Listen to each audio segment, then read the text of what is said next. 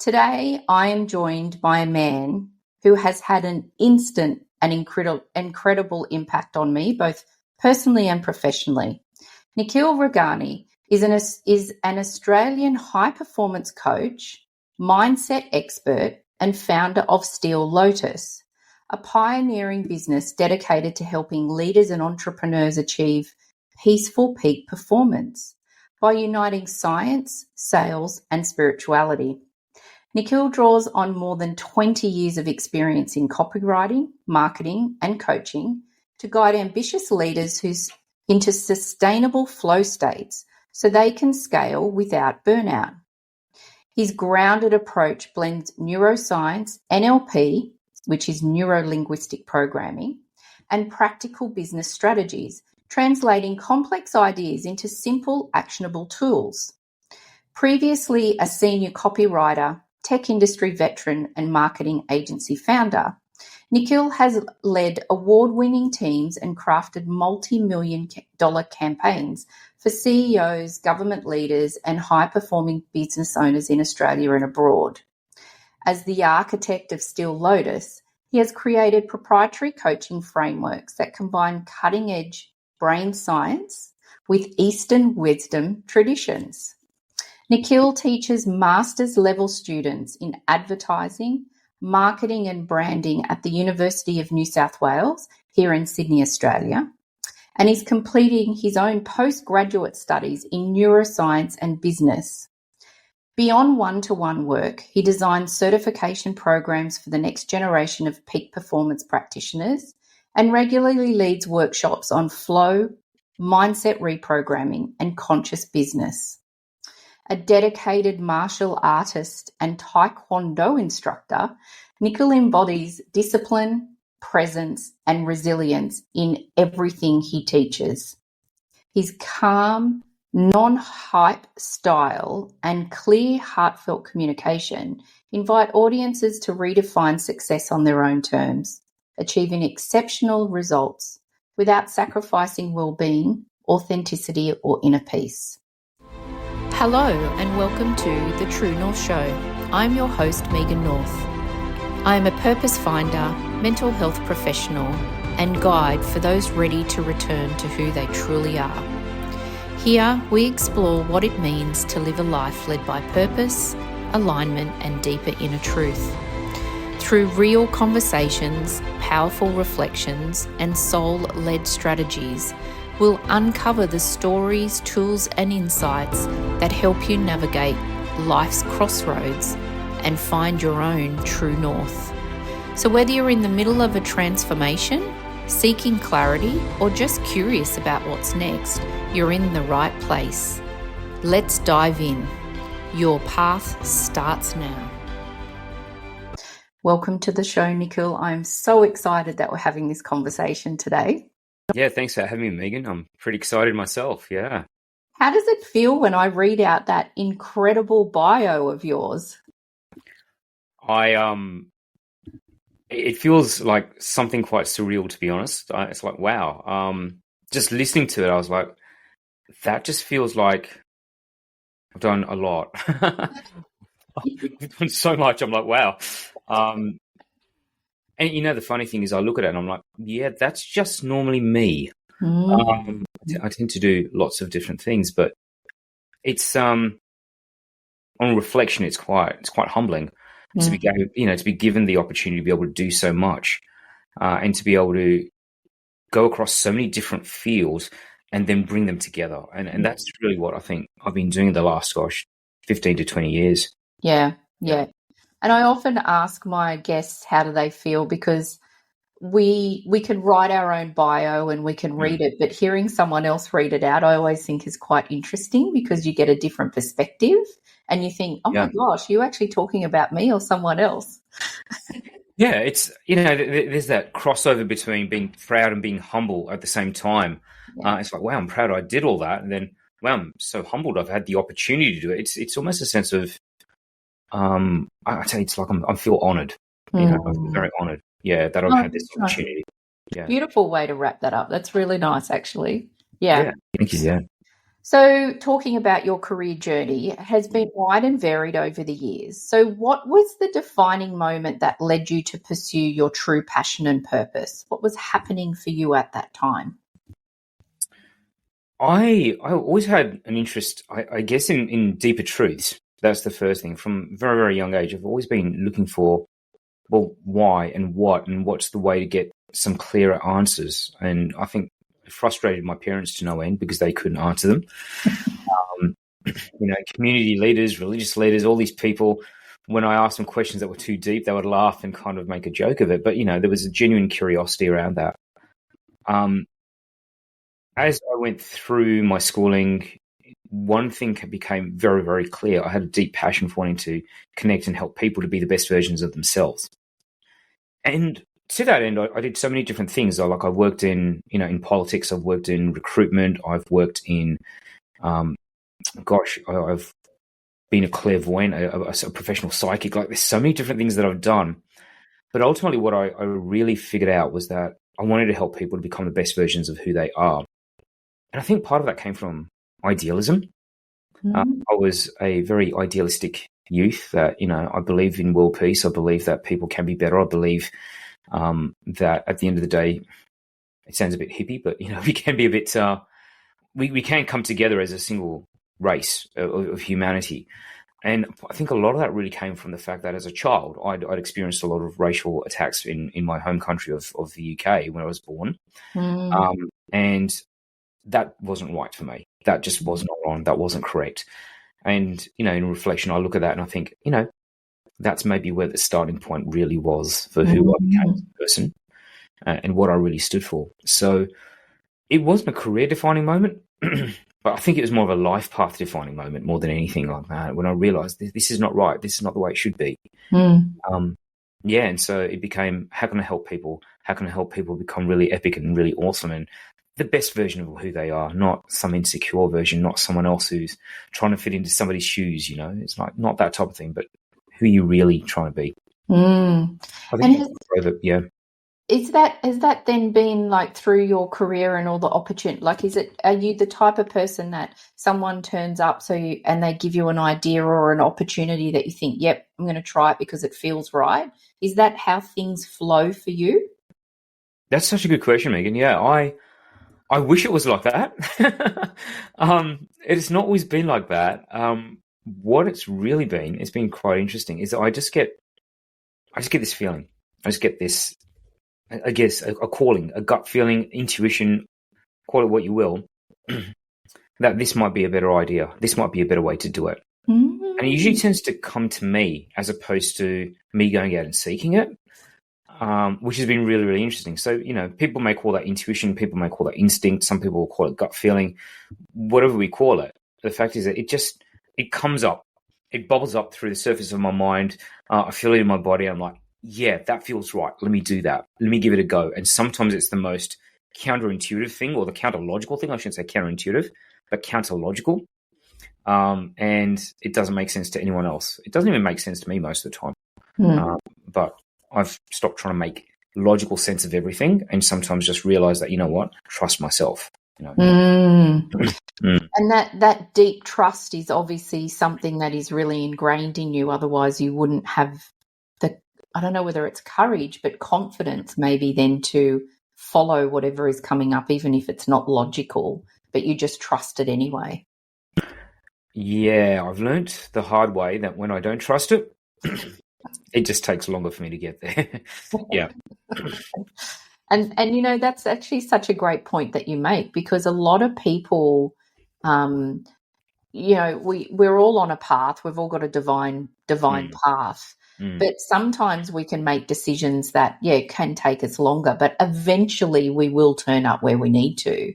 And so sometimes I think to myself, 10 years ago, I wish I'd made this decision or something else, but I don't beat myself up about it, because then eventually I know I'm going to turn up where I need to be anyway. That's so funny you're saying that, because only yesterday, I was thinking to myself, wow, when I first started on my journey in my own business, I actually wanted to be a life coach, which is so funny, right?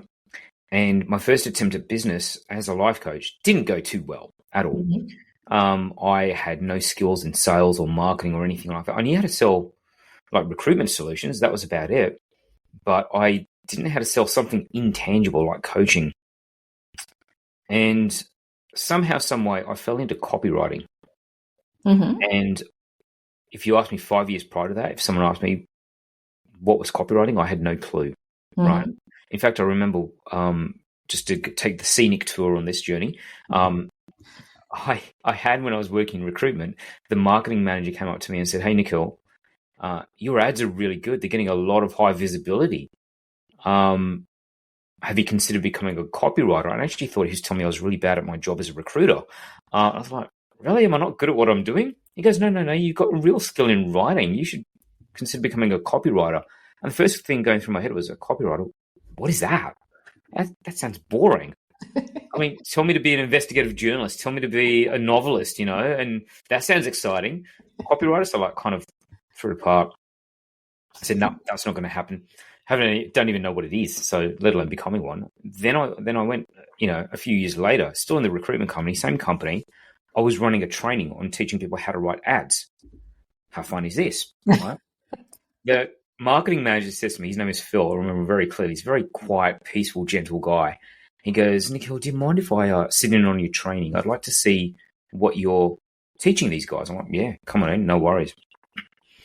As we came out of that training, he pulls me aside. He goes, "Nikhil, I told you a few years ago you should become a copywriter, but you've got some really good training skills. Like, people really connect with you." I'm like, "Yeah, I love teaching. There's a teacher in me bursting to get out, right?" And he goes, "Yeah, you should really consider being a copywriter. You can use that skill with your copywriting." Again, still had no idea what a copywriter was. So I went and decided to Google it. And then I found out, I was like, wow, this is the stuff I've been doing all this time. That sounds interesting. Mm. So now we're back at this, my first business in life coaching, right? And I'm wondering what it is I need to do to get clients coming through the door. And someone said to me, "You need better copy." I'm like, "Oh yeah, I know what this copywriting thing is." So what did I do? Went and did a short course in copywriting just to learn the fundamentals. And I realized, I already know all this stuff. I've been doing this without realizing. And then I used some of the principles. I did certainly learn a lot. Then I went to go talk to another gentleman about, some of the stuff I was doing. He goes, "Oh yeah, I need some help with copywriting. Do you think you could write my copy for me?" I'm like, "Yeah, okay." So wrote copy, and next thing you know, I'm making more money as a copywriter than as a life coach. And people are paying me to become a copywriter, and that started my journey. The funny thing is, I wanted to become a coach. I wanted to be able to help people become the best versions of themselves. 15 years later, I'm finally able to do so with the skills that I needed: the copywriting, the sales, the marketing, but also the ability to be able to develop my own methodologies, my own modalities, my own IP, which back in 2007 or so, I didn't have that. So I couldn't become a life coach, but now I can. Yeah. And so when we're talking about, you get back on your journey, sometimes it takes longer. Yes, I was just thinking to myself, wow, that took me 15 years to get here. Yeah. Yeah. But I'm finally here. I love that. That's such a beautiful and perfect example of what we were talking about. Right. Yeah. I think too that, when you talked about like you feel it, I think that it's a beautiful sort of wisdom to impart on the audience as well, because we if there's an opportunity that comes up or someone says something to you, you can usually feel it in your body if it's a no. But if it's not that horrible feeling and you're like, "Oh, okay, let's explore it," I think that sometimes we can go with that beautiful feeling of, actually, this, I don't know where I'm going to go with it. I have no idea what's going to turn up, but actually I want to go with that as well. Yeah. Yeah. No, I definitely agree with you. Yeah. You can certainly feel it. Yes, definitely. Yeah. So one of the things that you touched on when we were talking about your bio is that you sat back and went, wow, yeah, there's a lot that I do. So how do you maintain your mental health and well-being? So how do you maintain it and prioritize it while you're doing all of this work that you do? Yeah, that's I love that question, Megan, because I wasn't always like that.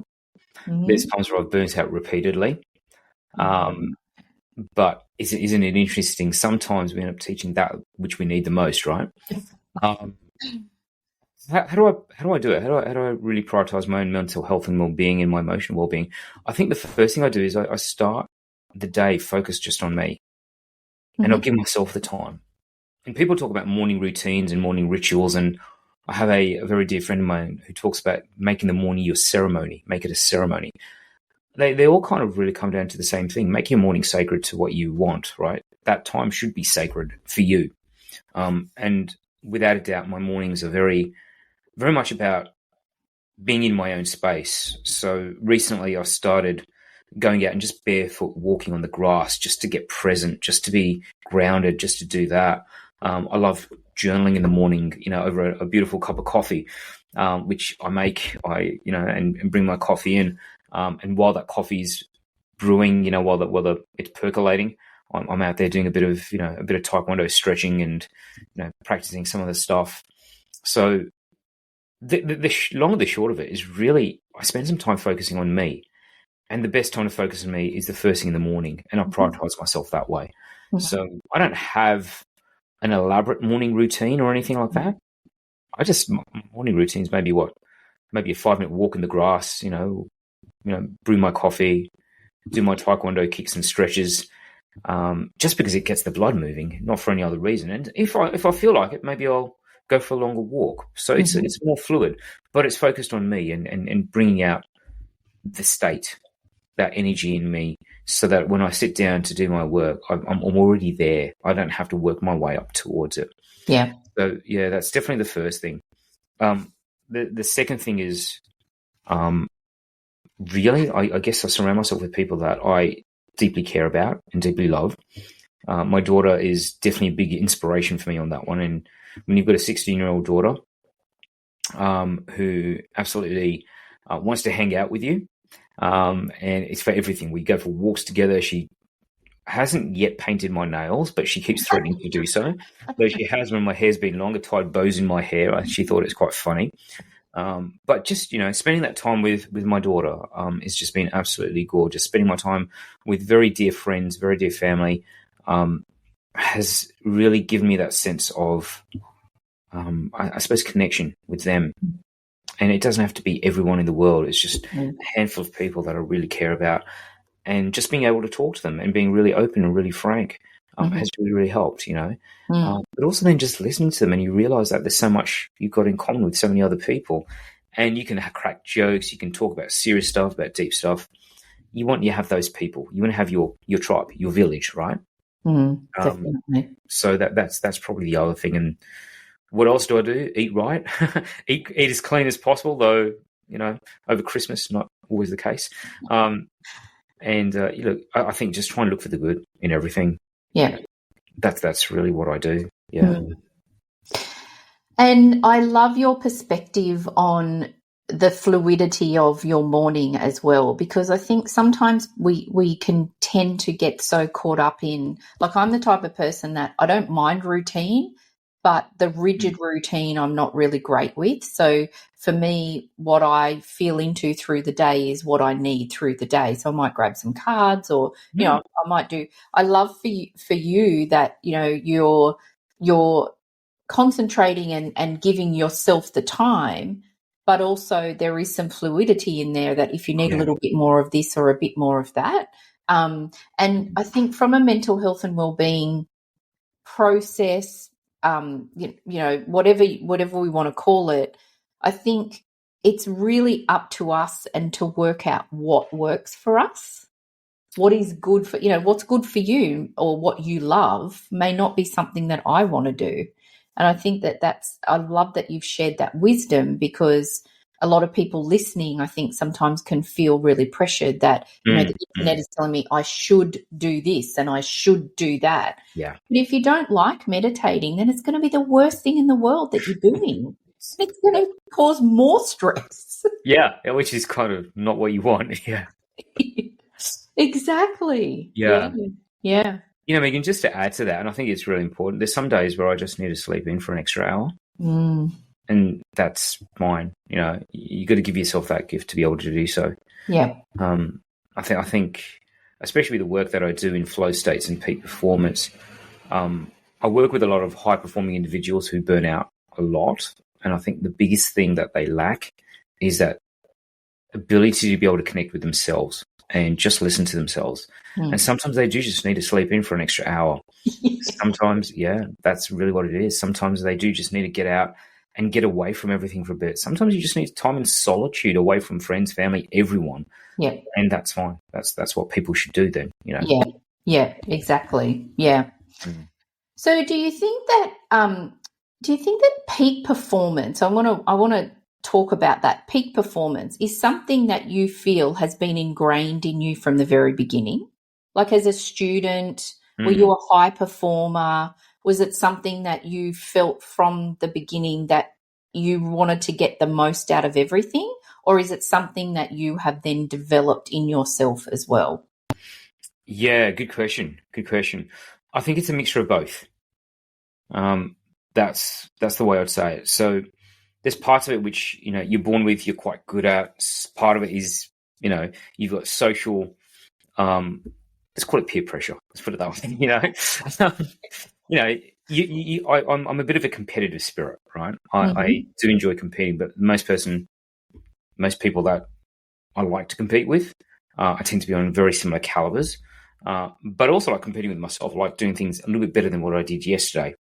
But also know that that's not sustainable to do that all the time. You can't have just exponential growth without taking downtime.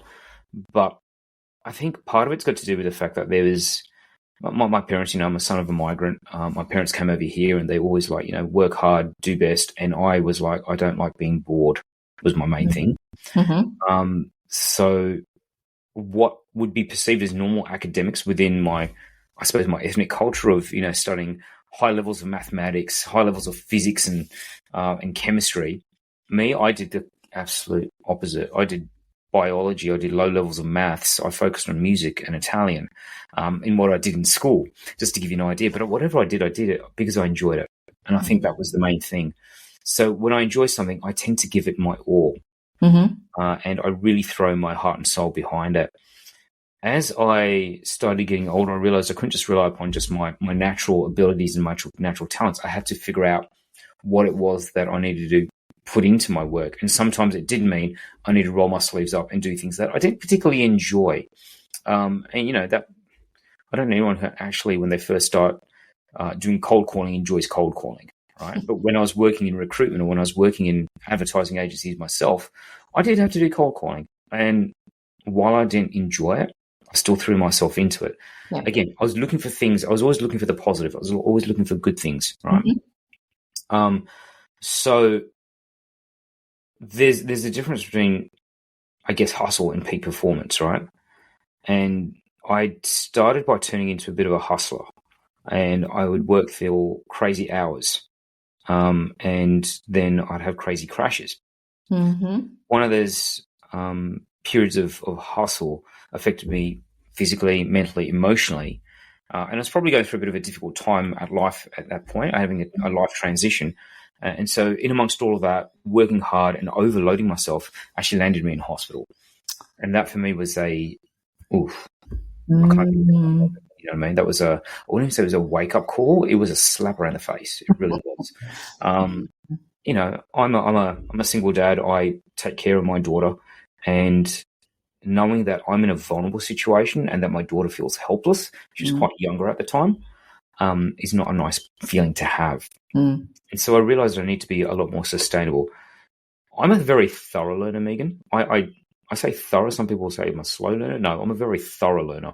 I'm very experiential, right? So it took me a few more years before I finally managed to make the full switch into saying, okay, I need to stop. Being a peak performer, being a high performance person means I also need to recover as well. Okay.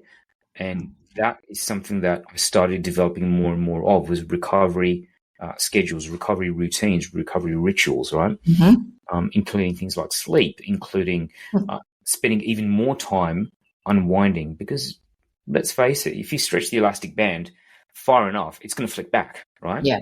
So you need to give it that time to come back and rebalance and normalize. And our bodies are no different. The more you stretch it, it's either going to break or it's going to snap back. Yeah. So we want to give it a natural come back. We're going to give it a natural flow back into rhythm. Maybe elastic bands are not the best example, but I think it makes the point, right? Yes. Yeah. And so what I found was that the harder I worked, the stronger I needed to recover. And that's where, I guess my big tagline, if I was to hang my hat on anything as a tagline, it'd be don't hustle harder, flow stronger. And understand that you can't maintain flow states for extended periods of time. They're flow states, they feel good, but then the recovery when you come out of that is just as important. If you stayed in flow states all the time, you'd actually burn up. Not just burn out, you'd actually burn up. And I think Rian Doris calls it burning up, who's another expert in flow. It's just a beautiful way to put it. Yeah. It feels good, but if you did it all the time, it wouldn't feel good. So enjoy it while it lasts, enjoy the recovery, and then get back into it. So that's how my peak performance evolution happened. Some of it was pushed upon me, thanks to life, and some of it just, through my own experience, I developed it. Yeah, trying to be the best version of myself has always been there. And I guess that's why I wanted to become a life coach, is because while I was helping others become the best version of themselves, I got to do it for myself too. Yeah, yeah. And so that hustle versus peak performance, what do you think, like in a nutshell, is the difference? That's a fantastic question. And without a doubt, the biggest thing is it comes down to honoring your body. It comes down to working with your biology, working with your physiology, right? It comes to working with your psychology and your neurology, your nervous system. That's peak performance, right? Peak performance is basically about using how your body and your mind and your nervous system work and going with it as opposed to going against it. Hustle doesn't have that. It's just like bang, bang, bang. It is. You're running up against a wall, and you keep running against a wall until either you break or the wall breaks, right? And that's basically what it is. And chances are, because it's a wall, chances are you're probably going to break. Yeah. Hustle is not about going with your biology. It's not about going with your psychology. It's not about going with your neurology. It's about going without a clear definition of when to stop. And there's times where I'd worked till about 2 o'clock in the morning making sales calls into the United States. That's hustle. Because who in their right mind wants to stay awake till 2 a.m. making sales calls? Yeah, no one. No one. Yeah. But when you're a hustler, that's all you know. That's just the conditioning you have. Yeah. So as I said, peak performance is about going with your biology, your psychology, and your neurology. Hustle is fighting it. And so unlocking or understanding all of that science-based behind the peak performance for an individual, I'm assuming that each individual will be different when you uncover those things, right? Yeah. So there's a number of different things. Like, for example, when are you most alert? When do you feel the most driven during the day? Like, for some people, they are morning people. Some people are afternoon people. Some people like to work, up until about 11, 12, maybe even up to 2 o'clock in the morning, but they wouldn't be making sales calls at 2 in the morning. That's not But it's, people have different rhythms, and they call them the circadian rhythms, basically your body's clock, right? Yes. And people are different. So you've got to find out what works for you. There is no one size fits all when it comes to that, but there is definitely a way in which you can optimize yourself. And you do need data, you do need tracking, you need to be able to do all of that. But it doesn't need to be rigid. It can be quite easy to do that stuff. Like, it's not as geeky as it sounds. Some of it's very, very easy to do. Yeah. Great. Nikhil, so when we were talking about hustle and peak performance, do you think that fear of success is a factor in the work that you do with your clients? I think fear in general is really where I'd go. So I'm just going to bring it up a level. I think fear of failure, fear of success. I think it's fear in general is what I do work with. It's when we look at research of neuro-linguistic programming or even neuroscience, fear is a major driver for a lot of people. As much as we don't like to admit it, it is actually a motivator for a lot of people too, because it gets you moving, but it's not sustainable, right? Yeah. So some people operate in that fear, and just like I said, hustle's not sustainable. Neither is being in constant state of fear. It kicks your cortisol into gear, and that's your stress hormone. Your adrenaline kicks in, and you're basically not in a healthy state. It's stress is meant to be short term. It's a survival mechanism, right? And we look at our evolutionary neurology and our neuroscience behind it. When we were faced with stress, the stress was a fear against something that was actual. Like imagine a lion about to maul you, not about being fired from a job, right? Yes. There's perceived fear versus actualized fear. Yes. And stress works best when it's actualized fear, not perceived fear. But as we've evolved our environment, we've actually, we're a species that changes our environment, doesn't evolve with the environment the same way. Mm.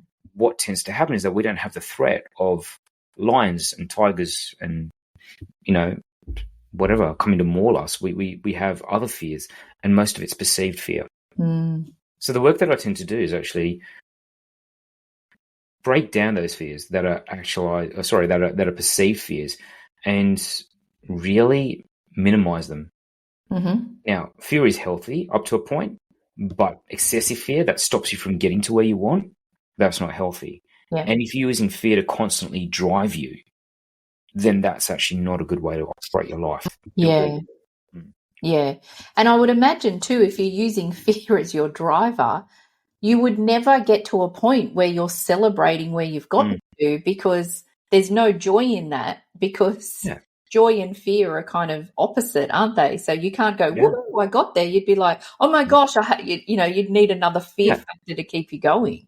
You would. It's like I remember doing a training I did once. The trainer said to us, let's take man of the month, Donald Trump at the moment, right?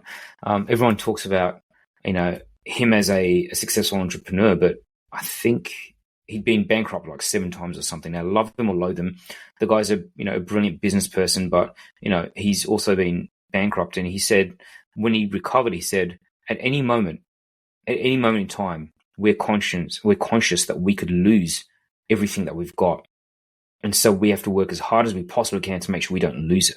Right? That's fear based, but that's not sustainable. Yeah. Right? It's the same case. Like if someone's not able to celebrate their wins, like you're just pointing out, Megan, it'd be like saying, I want to make $1 million. They've made $1 million, and it's like, great, now I've made it. Now I've got to protect that $1 million and make sure no one else can get it. Now I've got to make sure that I can hold on to it. And so they're in a constant state of fear. Yeah. And coupled with fear is anxiety. Right? Yeah. Coupled with fear is anxiety. So that's when it comes to success or failure, I believe the two go hand in hand. And when we learnt NLP again, one of the presuppositions or one of the assumptions is that there's no failure, there's only feedback. Yeah. And someone recently gave me a beautiful version of that. As a function of that, there is no success, it's only feedback. Right? Oh, yeah. And so everything is just feedback. It's just data, and you know what to do more of and what to do less of. And if people thought like that, I was like, wow, that's such a great perspective to take, right? Absolutely. Yeah. Now we don't think of fear and failure as absolutes, good and bad, black and white. We just think that is okay. It's just the next step of what we need to do or not do. That's it. Yeah.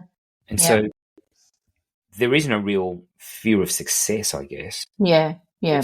If you look at it from that perspective. So I talk to my clients about there is no failure, there's only feedback. And what I've started incorporating now, and there's no success, there's only feedback. Feedback, yeah.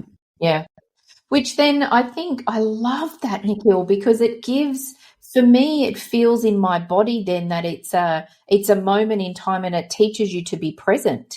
Oh, because the ego won't come in when you're thinking, oh, I'm so successful. The ego will be, oh, well, actually, I've got some feedback and someone got a lot out of what I've just done. Gosh, I'm so happy that I've been able to work with that person. There's no ego there at all.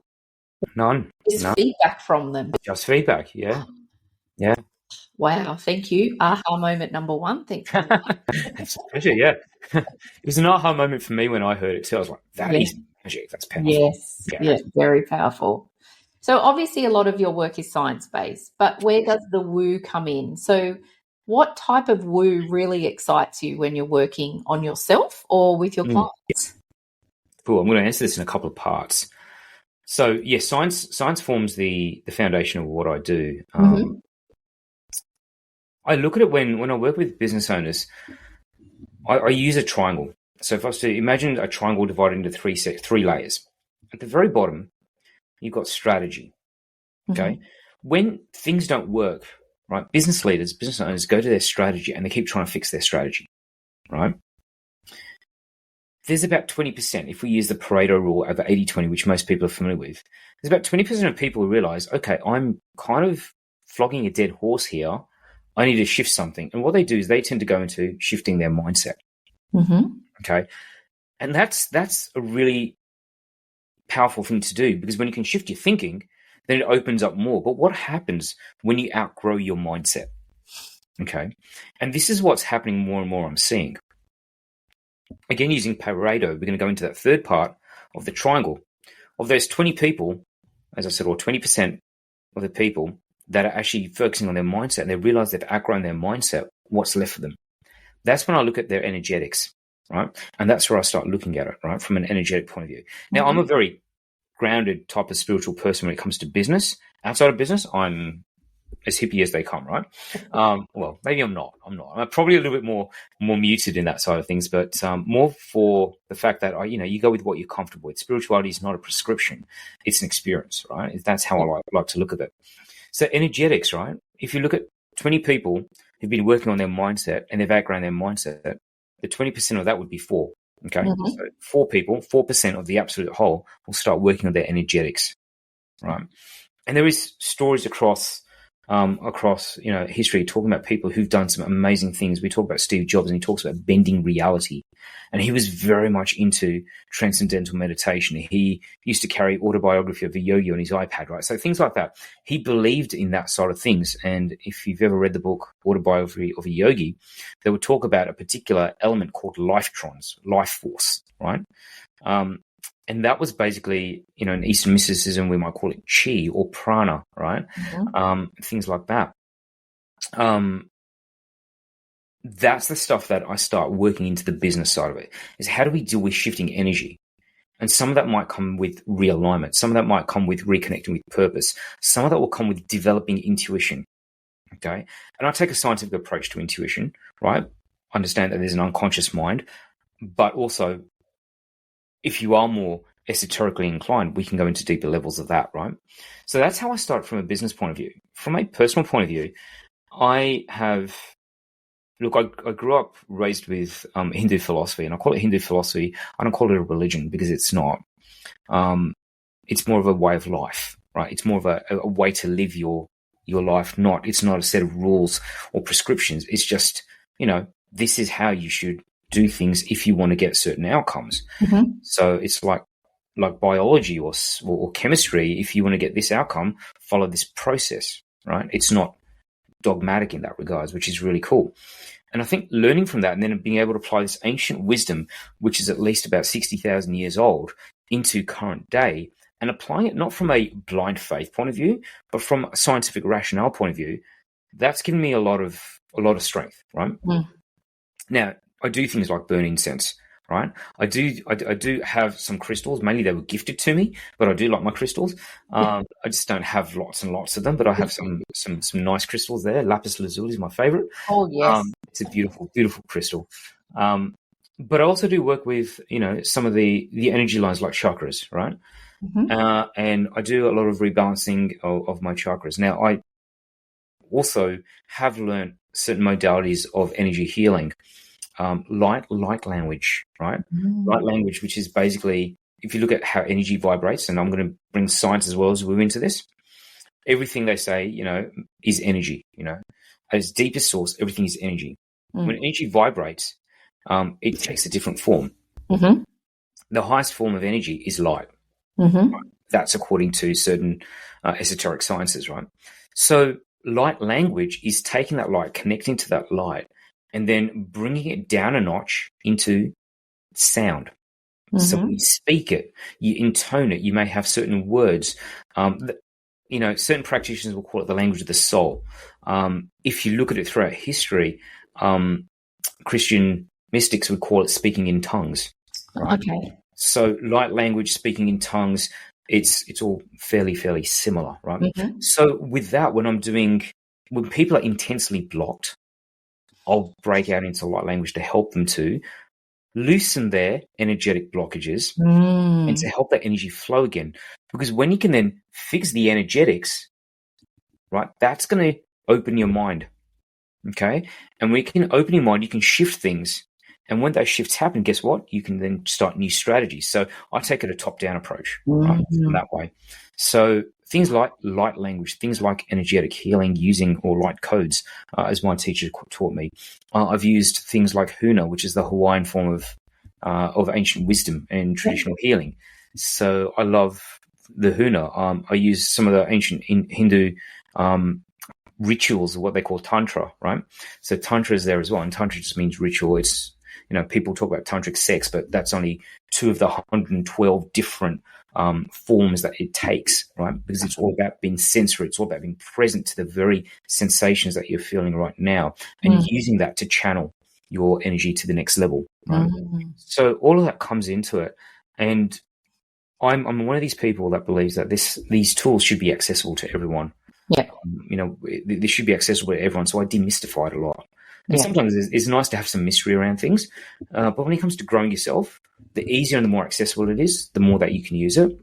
And so that's the way I like to do my woo. I like to make it accessible. Yeah. I think there's a place for rituals, there's a place for ceremonies. I think some of them are absolutely beautiful. They give symbolism, they give meaning to you, right? But it has to be personal. Yeah. Wow. And that's how it works for me. Yeah. I love that. I love that I love that you've got the science base, but then you can also incorporate all of these other, not sort of, and even not tangible either. I mean, the science is, you're working with people's brains and those sort of things, but then all the other stuff is intangible, but it's nice to blend it. Do you know what, Megan? Yeah, it's true. And I guess I came to this realization that science and spirituality are not two distinct things. They actually work together, right? Yeah. And they all should work together. And I strongly believe this, that spirituality should be normalized as a business practice. And the reason why is because both science and spirituality look for truth, okay? Yeah. One does that through experimentation and research. The other does it through experience, right? But ultimately, both come to the truth. Yeah. The pathway shouldn't matter. In fact, they should be both working with each other. And I'm just going to paraphrase or paraquote, as I say, Einstein. I think this quote was attributed to him, which he said, "Science without spirituality is lame, and spirituality without science is blind." Right? The two need to work together. Okay, interesting. So I think the two work together. The two really work together. And I think the third sphere of that is really business. So I talk about sales, science, and spirituality as a 3-circle Venn diagram. And it's the intersect of that. That's where I find my passion. Right? Wow, it's amazing. Yeah. So given that we're in the first week of 2026 and the first week of a new 1-year cycle, because we've just closed out the 9-year and we're in the 1 year. So a lot of people, I would suspect at the moment, are reviewing where they are. What are they going to do next? What's this year going to bring to them? So what one piece of advice would you give to someone who's thinking of exploring their true passion and purpose? Wow, that's such a cool question. Is there just one thing I can say? Well, one or two. We've got a few minutes. So we've got a few minutes. Yeah. Good question. So look, the way I'd say, the very, very first thing I'd say is trust yourself, right? If I go back and think about all the times that I've done things, from becoming a tarot card reader, as a professional psychic, to, going into the tech field, to going into politics, to going into recruitment, to starting my own business, everything came down to me just following that guidance from within, okay? That trust from within. Yeah. There's a lot of people who will tell you what to do, but well and truly you already know, okay? You know what you really want. And one of my favorite quotes which I heard is that your heart's desire is God's will, right? Your heart's desire is God's will, right? And if you look at like all the, a lot of the modern philosophies as well as some of the ancient philosophies, they say there's a God within you who wants to experience the world through you. And it is your job, it is your solemn duty to give that God or goddess within you the experience that it craves. So go ahead and just do it, right? There's always going to be things that you will feel. There'll be hesitations and things like that. If you want to do it, just trust yourself. You will find a way. You are here. Right, you've been through tougher things before, I'm sure, and you're still here. Yeah. So keep going. This is probably a small thing in comparison to everything else that you faced. Yeah. Right? Yeah. So that would be my humble advice is just, if you feel the calling to go and do something, if you feel your compass drawing you, follow it. Because if you miss this opportunity, then regret is not something you want to live with. Yeah. Yeah. Follow your true north. Follow your true north. Yes. That's what I was alluding to. Without being cheesy. Hey, you can be as cheesy as you like. So we're actually coming to the end of our conversation, which I'm really sad about because honestly, I think we could have spoken for hours. There was so many more things that I wanted to ask you. So you might have to come back next season. Yeah, sure. So I'm going to ask you the same question that I ask all of my guests before we finish our conversation. So what is one lesson or truth that you've learned on your journey that you wish you had known earlier? Such a beautiful question. Such a beautiful question. So what comes up for me straight away is there is strength in surrender. Okay? You don't have to fight every battle. Okay? And not everything is a fight.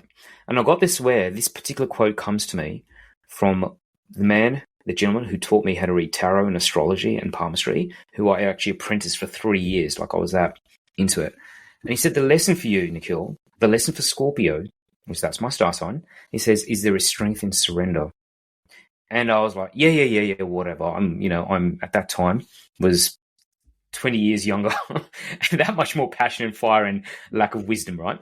But I found out, like, the more I try to control a situation, the less I could actually control it. Okay? And just knowing that not every battle needs to be fought. That's the first thing, right? Pick and choose your battles. Choose what's really meaningful and important to you. And then let go and let the universe do its thing. Okay? You just have to go out there and be the vessel, be the conduit to fulfill what you've put out there, all right? And I'm not saying don't be passionate, but don't be attached to the process. Sorry, don't be attached to the outcome, right? Don't be attached to the outcome. Be attached to the process. Be committed to the process, right? Yeah. And just do it. Show up, do the best you possibly can. And as long as you keep doing the best you possibly can, you will get something from it. Okay? And sometimes it will just feel uncomfortable. Sometimes it will just feel yuck. Sometimes you'll be like, I don't want to do this. Great. Roll up your sleeves, put on your big boy pants or big girl pants. And, if you really want it, you'll make it happen. Yeah. Yeah. And so I'd imagine in that piece of wisdom is also that trust, isn't it? That innate trust that you have in yourself. Yeah, and I think that's where I'm going with the surrender side of it. It is a matter of trust. That's where the surrender comes in. When you can trust yourself, it's easy to doubt yourself. When everyone's zigging and you want to zag, it's easy to doubt and ask yourself, am I doing the wrong thing? It's easy to go with the flow. But I'm assuming, Megan, that anyone who's watching the show is a little bit different. They're not made to fit in. And just recognizing this, in fact, this was the advice I gave my daughter the other day, is, hey, babe, listen, you and I are not here to fit in, right? And if you're watching this, I have a feeling you're not here to fit in. You're here to do something amazing, amazingly powerful. That God or goddess that's sitting inside of you is out there to do something super, super exciting. Honor that. Surrender to that. Trust that. And I wish I'd listened to myself 20 years ago.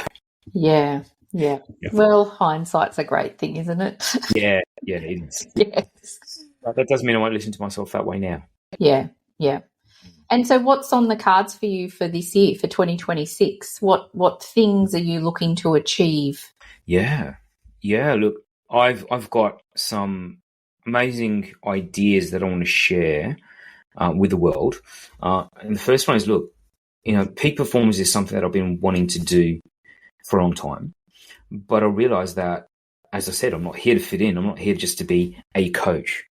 Part of what I'm looking to do is actually create an opportunity for other people to be able to be peak performance coaches in their own right and bring their own magic to it, to bring their own life experience to it. So one of the things that I'm launching headlong into this year is to actually create that opportunity to teach more people how to do what I do. bringing together the sales, the marketing, the copywriting, but also bringing together my IP, my methodology, and the ability to be able to teach you. Mm-hmm. So if you remember at the very beginning of this chat, I said there was a teacher inside of me bursting to get out. Yes. I'm finally able to do that, and able to teach from this 20 years of experience and teach you, out there how you can become a peak performance consultant, a peak performance coach, a trainer, a mentor, how you can use all of the tools that I've got that I've spent the last 20 years gathering and putting together and go there and do it yourself. Wow. Amazing. Yeah. That's exciting. It's pretty exciting. Honestly, it makes my heart sing just thinking about it, because it's a culmination of the last 20 years. I feel like finding my time has arrived, but it feels like finding the time has arrived to bring this to the world. Yeah. Divine timing. It's what it is, I had a friend of mine, his name's Chris, he would tell me, there's only two things in the world that will help you to get to where you need to go: the right time and the right people. Right? And so I think the timing's right now. Yeah. Mm-hmm. Wow. Oh my gosh, that's so exciting. Well, it is a number one, isn't it? It's a number one year, isn't it? Absolutely. Yeah. I look forward to toddling along on your journey with you. Yeah, I'm excited. I'd love to have you along with me. Yeah, that'd be definitely. So thank you so much for everything that you've shared today. I knew our conversation would be incredible, and it was. And I'm actually really grateful to have spent this hour with you, because usually when you and I spend time together, we're formulating ideas, and we've got a project on the go at the moment. So it was actually nice just to have this time and just sit and listen. So thank you. Thank you. I'm just absolutely grateful for this opportunity. And I know people talk about gratitude, but definitely I feel it. Yeah. Thank you. Thank you for joining me on this episode of The True North Show. I hope today's conversation brought you closer to your own sense of purpose and reminded you of the power you hold within. If this resonated with you, I'd love for you to subscribe, leave a review, or share it with someone who's also walking the path of becoming. To continue the journey, head over to megannorth.com. You'll find resources, support, and ways to work with me one-on-one. Until next time, keep trusting yourself, following your intuition, and taking one aligned step at a time. Your true north is never lost. It's just waiting for you to come home.